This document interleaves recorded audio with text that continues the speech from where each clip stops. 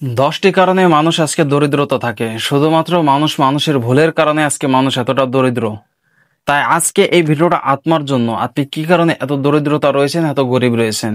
অতএব এই ভুলটা থেকে আপনি আজকে শিক্ষা নেবেন। এই ভিডিও থেকে আপনি এই ভুলগুলো শুধরাই নেবেন যে কি কারণে আজকে আপনি এত দরিদ্রতা, আল্লাহ তাআলা কেন আপনাকে এত অভাবে রেখেছে, আপনি কেন সফলতার মুখ দেখতেছেন না। অতএব আজকে জানতে হবে যে 10টি যে কারণ, সে কারণ কি কি, যার কারণে মানুষ এত দরিদ্র, এত অসহায় থাকে, সফলতার মুখ কেন দেখতে পারে না। 1 নম্বর হলো, যে কারণটা গরিব হওয়ার আগে মানুষের মনে অন্যের প্রতি হিংসা অর্থাৎ কৃপণতা বেড়ে যায়। অর্থাৎ মানুষের প্রতি হিংসা এবং কৃপণতা মানুষের প্রতি বেড়ে যায়। কারণ কারো সফলতা দেখে আপনি কখনো এটা সহ্য করতে পারেন না। একজন মানুষ দেখা যাচ্ছে ভালো কিছু হয়ে যাচ্ছে, এটা দ্বারা আপনার ভিতরে সহ্য হচ্ছে না, আপনার ভিতরে একটা হিংসার আগুন জ্বলতেছে। আবার দেখা যাচ্ছে আপনাকে অনেক, আপনি যেটুকু আছে আপনি অনেক কৃপণতা হয়ে যাচ্ছেন, আস্তে আস্তে কমে যাচ্ছে। আপনি কোনো রকমের কিছু দানও করতে চাচ্ছেন না, আপনি মানুষকে কিছু দিতেও পারতেছেন না। অর্থাৎ এই জিনিসগুলোর দ্বারাই কি দেখা যাচ্ছে আপনার রিজিক গুলো আস্তে আস্তে আস্তে কমতে কমতে আপনি একসময় এমন একটা অভাবে দেখা দেয় আপনার জীবনে যে আপনি সফলতার মুখও দেখতে পারেন না, আপনার জীবনটা অভাবে অভাবে কেটে যায়। এখানে আল্লাহ তাআলা বলেন যে আল্লাহ তাআলা যা দিয়েছে ওই সব ব্যক্তিকে যদি মানুষরা যারা কৃপণতা করে, আল্লাহ তাআলা বললেন তোমাদেরকে আমি যা দিয়েছি তোমরা যদি কৃপণতা করে রেখেও রাখো, এটা তোমরা যদি মনে করো যে এটা তোমাদের জন্য ভালো, আসলে না, এটা তোমাদের জন্য ভালো না, এটাই তোমাদের ধ্বংসের মূল কারণ। অর্থাৎ তুমি যে জিনিসটাই পেয়েছো কিনা, আল্লাহ তাআলা তোমাকে যে জিনিসটাই দিয়েছে কিনা, সেটাকে তুমি তোমার কৃপণতা রেখে রেখে দিও না, সেটাকে তুমি উন্মুক্ত করে নাও। অর্থাৎ এই জিনিসটাই হলো একটা মূল কারণ যে মানুষকে ধ্বংসের মূল কারণ, এবং মানুষ দরিদ্রতা নেমে আসে এই একটি কারণ, মানুষের ভিতরে হিংসা এবং কৃপণতা দেখায়। রাসূল সাল্লাল্লাহু আলাইহি ওয়াসাল্লাম বলেন, হিংসা ও কৃপণতা ব্যক্তিকে তাকে ধ্বংস করে দেয় যেমন শুকনা লার্কি আগুনকে ধ্বংস করে দেয়। অর্থাৎ দেখতে পারছেন, বুঝতে পারতেছেন যে প্রথমেই 1 নম্বর কারণ হচ্ছে অন্যের প্রতি হিংসা এবং কৃপণতা দেখা। 2 নম্বর হলো, গরিব হওয়ার আগে মানুষের অহংকার বেড়ে যায়। অর্থাৎ মানুষ অনেক দাপট দেখায়, অনেক অহংকারিতা দেখায়, অনেক বড়ত্বতার সাথে চলাফেরা করে যে আমার এই আছে, আমার ওই আছে। আসলে দেখা যাচ্ছে আমি কিছু টাকার মালিক হয়ে গেলে আমার পাশে কোনো সাধারণ মানুষ চলতে পারবে না। আমি দাপট্যের সাথে মসজিদে প্রবেশ করি, যেখানে যাই সেখানে আমাকে সামনে দিতে হবে, এরকম একটা অহংকার দেখে আসে। কিন্তু একটা কথায় বাংলা একটা প্রবাদ আছে যে অহংকার পত নির্মূল। এটা হলো তার বাস্তবতা, যে আপনি যতই অহংকার দেখান না কেন, আপনি কলম দেখা যাচ্ছে আস্তে আস্তে নিম্ন শ্রেণীতে দরিদ্রতার কাতারে চলে আসবেন, আপনি কখনো নিজেও টের পাবেন না। এখানেও আল্লাহ তাআলা বলেন, নিশ্চয়ই মানুষ সীমা লঙ্ঘন করে যখন সে নিজেকে স্বয়ং সম্পূর্ণ মনে করে। অর্থাৎ যে নিজেকে মনে করে যে আমি স্বয়ং সম্পূর্ণ আছি, এর একটি কারণেই মানুষ কলম ধ্বংসের মূল কারণ। অর্থাৎ মনে করেন সে মনে করতেছে আমি আমার যোগ্যতা অনুযায়ী এত কিছু হয়েছি, আমি আমার যোগ্যতা দেখে, আমার বুদ্ধি খাটিয়ে, আমার শক্তি খাটিয়ে আমি এরকম হয়েছি, বা আল্লাহ তাআলা আমাকে কোনো সহযোগিতা করে নাই, এরকম ভিতরে একটা অহংকারতা রাখার কারণেই দেখা যাচ্ছে তার দরিদ্রতা, তার জীবনে অনেক রিজিকের অভাব দেখা দিতে দিতে তিনি অনেক দরিদ্রতা কারণ হয়ে যায় এবং অনেক ফকির হয়ে যায়। 2 নম্বর চলে গেল। 3 নম্বর হলো যে গরিব হওয়ার আগে মানুষ গুনহায় লিপ্ত থাকে, সে গুনহাকে গুনহা মনে করে না। সাধারণ ছোট গুনাহ হোক, বড় গুনাহ হোক, সেই কোনো গুনাহ সে গুনাহকে গুনাহ মনে করে না। দেখা যাচ্ছে যে কোনো ব্যক্তি যদি জিনার গুনায় লিপ্ত থাকে, আল্লাহ তাআলা ওই ফ্যামিলি থেকে বরকতগুলো আস্তে আস্তে উঠিয়ে নিয়ে যায়। তাই মানুষ যে কোনো একটি গুনাহ, সে গুনাহকে সে গুনাহ মনে করতেছে না, সে গুনাহকে সাধারণত স্বাভাবিকতার সাথে তিনি কলম গুনাহ করে যাচ্ছে।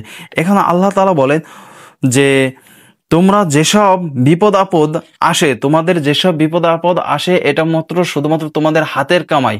অর্থাৎ তোমরা যে পরিমাণে গুনাহ করো সেই পরিমাণে তোমাদের জন্য বিপদ আসে।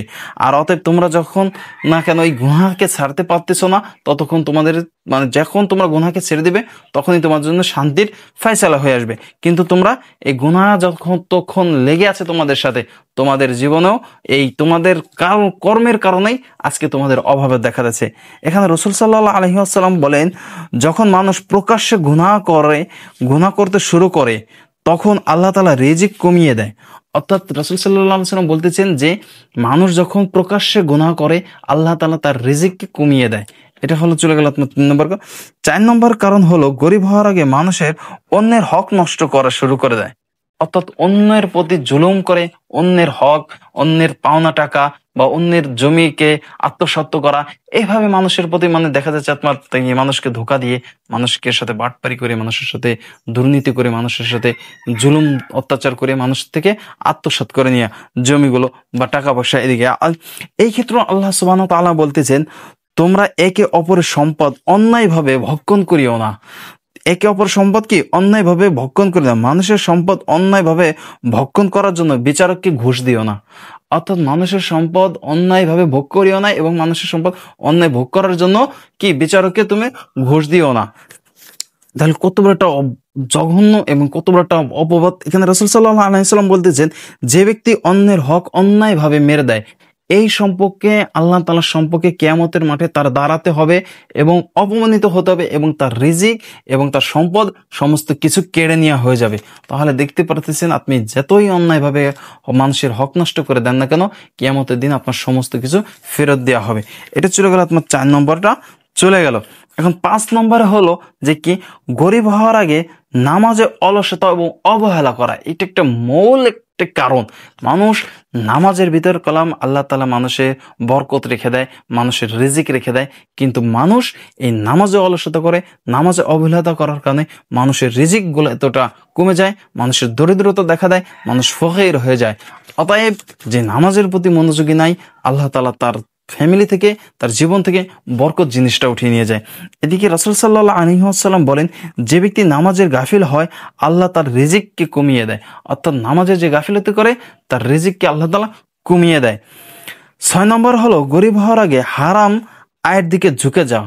অর্থাৎ যখন আপনি গরিব হতে যাচ্ছেন, আপনার দেখবেন যে আপনি মনে করতেছেন আমি হারাম টাকা করে সুদ বা ঘুষ বা জুয়া খেলে অনেক টাকার অনেক মালিক হয়ে যাচ্ছেন, এটা আপনার ভিতরে একটা ধারণা আসতে পারে।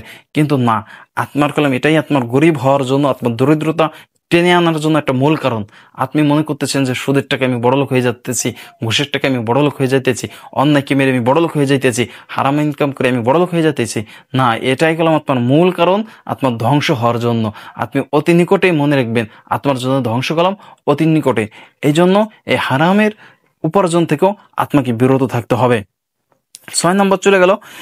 6 নম্বর এখানে রাসূল সাল্লাল্লাহু আলাইহি ওয়াসাল্লাম 6 নম্বরে বলতেছে কি, যখন কোনো মানুষ হারাম উপার্জন করে তখন তাদের দোয়া আল্লাহ তাআলার দরবারে কবুল হয় না। হিসেব করে দেখেন, আপনি হারাম উপার্জন করতেছে, আল্লাহ তাআলার দরবারে কলম আপনার কোন রকম ভাবে আপনার রিজিক বা আপনার দোয়া আল্লাহ তাআলার কাছে কবুল হচ্ছে না। এখন আপনি অনেক দোয়া করতেছেন, আল্লাহ তাআলার দরবারে আপনার কোনো দোয়া কবুল হচ্ছে না, তাহলে বুঝে নিন আপনার শরীর ভিতরে কলম হারাম জিনিস আছে। আল্লাহ রাসূল সাল্লাল্লাহু আলাইহি ওয়াসাল্লাম বলেন যে ওই শরীর জান্নাতে প্রবেশ করিবে না যার শরীরে কিনা হারাম জিনিস আছে। অর্থাৎ হারাম খাদ্য খেয়ে সে শরীরকে বানিয়েছেন, রক্ত বানিয়েছে, ওইসব শরীর আল্লাহ তাআলা সুবহানাহু ওয়া তাআলা জান্নাতে প্রবেশ করতে পারবে না। অতএব হারামের থেকে আপনাকে বেঁচে থাকতে হবে। 6 নম্বর চলে গেল। 7 নম্বর হলো গরিব হওয়ার আগে দান করার মানসিকতা কমে যায়। অর্থাৎ 7 নম্বর জিনিসটা হলো, সেটা হলো কি, মানুষের প্রতি দান করার যে একটা মন মানসিকতা থাকে, সে মন মানসিকতা আস্তে আস্তে কমে যায়। আপনার চিন্তা ফিকির আসতে পারে যে আমি আমার শরীরকে খাটিয়ে, আমার শক্তি দ্বারা খাটিয়ে, আমার বুদ্ধি খাটিয়ে আমি উপার্জন করছি, আমি কেন মানুষকে দেব, আমি কেন মানুষকে দান করব। এরকম একটা ফিকির আসতে পারে যে আমি এত টাকা সম্পত্তি আমি মানুষকে দেব না।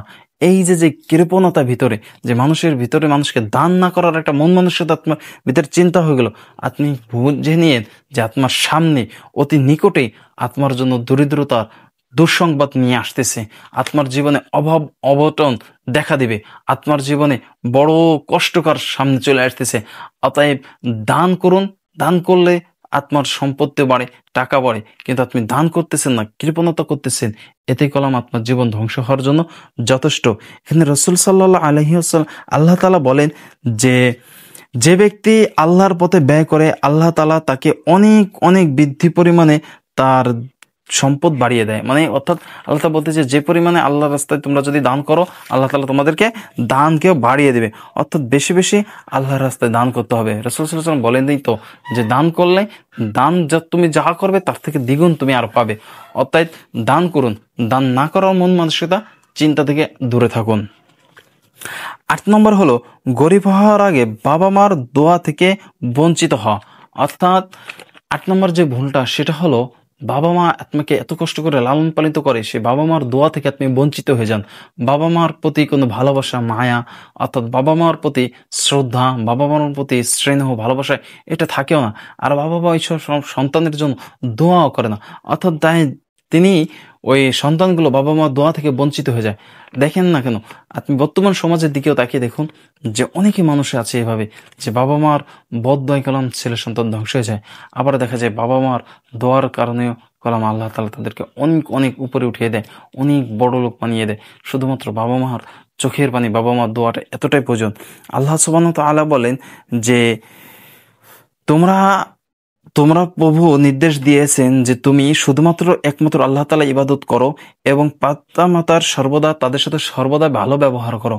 অর্থাৎ আল্লাহ তাআলার ইবাদত করো এবং পিতামাতার সাথে ভালো ব্যবহার করো। এটা আল্লাহ তাআলা বলেন। রাসূল সাল্লাল্লাহু আলাইহি ওয়াসাল্লাম বলেন যে পিতামাতার সন্তুষ্ট অর্জন করলে আল্লাহ তাআলা খুশি হন। অর্থাৎ তুমি যদি তোমার পিতামাতার সন্তুষ্ট অর্জন করো, পিতামাতাকে খুশি রাখো, তাহলে আল্লাহ তাআলা খুশি হয়ে যাবেন। আবার যদি তোমার কারণেই যদি তোমার পিতামাতা অসন্তুষ্ট হয়, অখুশি হয়, অবেজার হয়, তোমার কারণেই যদি তোমার পিতামাতা তারা কষ্ট পায়, সেখানেও কলম আল্লাহ তাআলা তোমার প্রতিও কলম অসন্তুষ্ট হয়ে যায়। অর্থাৎ তুমি যদি তোমার পিতামাতাকে সন্তুষ্ট করতে পারো, আল্লাহ সুবহানাহু ওয়া তাআলা তোমার প্রতি সন্তুষ্ট দেবে। তুমি যদি তোমার পিতামাতাকে অসন্তুষ্ট করো, আমার আল্লাহ সুবহানাহু ওয়া তাআলা তোমার প্রতি অসন্তুষ্ট হয়ে যাবে। অতএব পিতামাতার থেকে বদদোয়া নেওয়া যাবে না।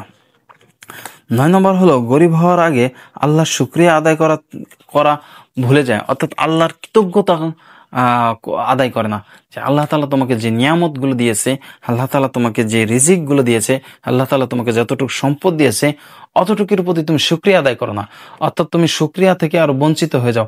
আল্লাহ সুবহানাহু ওয়া তাআলা বলেন, তোমরা আমার শুকরিয়া, আমার কৃতজ্ঞতা আদায় করো, আমি তোমাদেরকে আরো নিয়ামত বাড়িয়ে দেবো। আর তোমরা যদি এটা না করো, আমার শাস্তি কলম অনেক কঠিন। তাহলে এইসব করে দেখুন যে আপনি যতটুকু পান না কেন, অল্প পেয়েছেন, আল্লাহ তাআলার কাছে জিনিসটা চেয়েছেন, সে জিনিসটা অল্প পেয়েছেন, তবু আল্লাহ তাআলার কাছে শুকরিয়া আদায় করুন। আল্লাহ সুবহানাহু ওয়া তাআলা দেখবেন আপনাকে আরো নিয়ামত বাড়িয়ে দিয়েছেন। আপনি যদি শুকরিয়া আদায় না করেন, ওই নিয়ামত আল্লাহ তাআলা ছিনিয়ে নেবে এবং আল্লাহ তাআলার শাস্তি কলম অনেক কঠিন। এটা হলো চলে গেল 9 নম্বর। এখানে রাসূল সাল্লাল্লাহু আলাইহি ওয়াসাল্লাম বলেন যে ব্যক্তি কে ধন্যবাদ দিতে জানে না, যে মানুষের শুকরিয়া আদায় করতে জানে না, সে ব্যক্তি কখনো আল্লাহ সুবহানাহু ওয়া তাআলার শুকরিয়া আদায় করে না, অর্থাৎ আল্লাহ তাআলার কৃতজ্ঞতা আদায় করে না। 10 নম্বর যেটা হলো গরিব হওয়ার আগে মানুষ দুনিয়ার উপর নির্ভরশীল হয়ে পড়ে। অর্থাৎ দুনিয়ার প্রতি তারা ঝুঁকি হয়ে পড়ে। দুনিয়ায় সমস্ত কিছু মনে করে যে এই দুনিয়ায় সবকিছু, বা এই দুনিয়ায় আমাকে দিতাছে, এই চাকরি না থাকলে আমি না খেয়ে থাকতাম, বা এই ব্যবসা না থাকলে আমি না খেয়ে থাকতাম, বা এই যে যে কোনো একটা জিনিস না থাকলে আমার বুঝি কি হতো। একটা জিনিস মনে রাখতে হবে, শুধুমাত্র এগুলো তো একটা ওসিলা। আল্লাহ তাআলা আমাকে রিজিক দেন, তিনি আপনাকে জন্মের আগে কলম রিজিক নির্ধারণ করে রেখেছেন। অর্থাৎ আপনি যেটা পাবো সেটাই পাবো, এর বাইরে কিছুই পাবো না। কিন্তু আমরা চিন্তা করি আমার এই চাকরি না থাকলে, আমার এই ছেলে যদি আজকে বাইরে না থাকতো, বা এরকম অনেক চিন্তা ভাবনা করি। আসলে না, এটা শুধুমাত্র মাধ্যম, শুধুমাত্র এটা একটা ওসিলা, কিন্তু সমস্ত কিছু আল্লাহ তাআলা দেয়। রাসূল সাল্লাল্লাহু আলাইহি ওয়াসাল্লাম বলেন, যে ব্যক্তি দুনিয়ার চিন্তায় মগ্ন থাকে, আল্লাহ তাআলা তার দরিদ্র 2 চোখের মাঝখানে রেখে দেয়।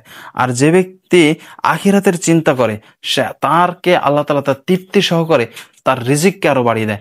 অর্থাৎ আপনি যখন দুনিয়াবি চিন্তা করবেন, দুনিয়ার পর বসে থাকবে, আল্লাহ তাআলা তোমার রিজিককেও দূরে সরাই দিবেন। আর আপনি যদি আখিরাতের প্রতি চিন্তা করেন, দুনিয়াতে আপনি তৃপ্তি সহকারে থাকতে পারবেন, আপনার রিজিকও আল্লাহ তাআলা আপনাকে বাড়িয়ে দেবে, আর আপনার রিজিক আপনার কাছে চলে আসবে। অতএব মূল কথা হলো যে আপনার কারণেই আজকে দরিদ্রতা রয়েছেন, অত অসহায় রয়েছেন। এই যে 10টি কারণ বললাম, এই 10টি কারণের ভিতর যদি আপনি কোন একটি কারণ থেকেও থাকে, তাহলে সেটা বাদ দিয়ে আজকে থেকে আপনি আপনার ভুলকে শুধরাই নিন। আজকে থেকে আপনি নতুন জীবন শুরু করুন। আজকে থেকে আপনি আপনার মন মানসিকতাকে চিন্তা করুন, অন্যভাবে চিন্তা ভাবনা করে আপনি নিজেকে অন্যভাবে তৈরি করুন। এই 10টি কারণকে ছেড়ে দিয়ে আপনি অন্যভাবে চলাফেরা করুন। দেখবেন যে আল্লাহ তাআলা আপনাকে অনেক সচ্ছলতা, অনেক সফলতা, অনেক সুখে শান্তি, অনেক শান্তিতে, অনেক আরামায়েশে দুনিয়া এবং আখিরাতে চলাফেরা করবে ইনশাআল্লাহ।